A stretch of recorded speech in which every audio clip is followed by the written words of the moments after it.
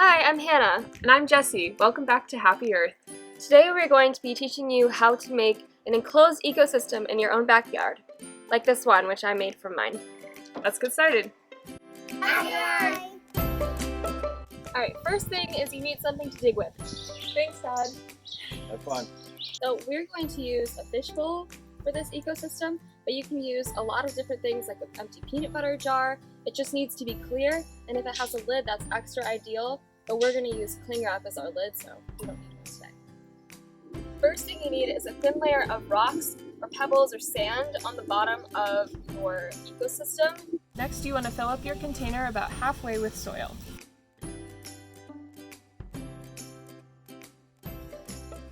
While you're digging in the soil, look for earthworms to add.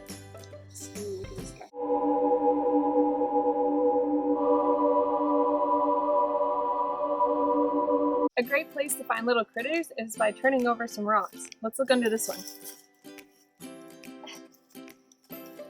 Okay, maybe not. Alright, so the next step is to add some plants to your ecosystem. So I'm going to take some moss, and this moss has clover in it. Moss is a great thing to put in it. Also, just really small plants. You want ones that won't grow so big that they'll try to get out of the ecosystem.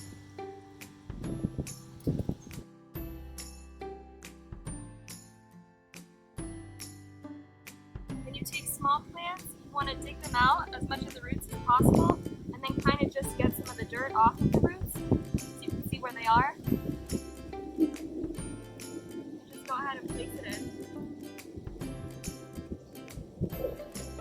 Put some more soil on top. So the last step to making your ecosystem is adding some decorations. So we added some rocks, some birch bark, and some pine cones, but you can use whatever you find around in your backyard.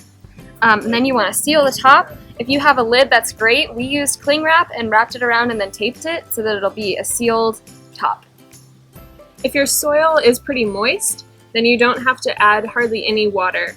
After a few days, or a few minutes, you can see the condensation on the side. You'll actually see the water cycle happening in your ecosystem. The water will condense on the side and then drip back down. So you don't have to add any water as long as you're seeing that happen. Yeah, it's almost like it's raining in itself. The reason that you want to have plants and some critters in here is because the plants take carbon dioxide and the water and then change it into oxygen. So they'll use up all of the carbon dioxide unless there are animals to take that oxygen back into carbon dioxide for the plants. This activity is really cool because it's almost like you get a little bubble of your own ecosystem at home. Just make sure you ask your parents before you start digging in your backyard. Now you're all set to build your own. Have fun. Bye. Bye. That's great.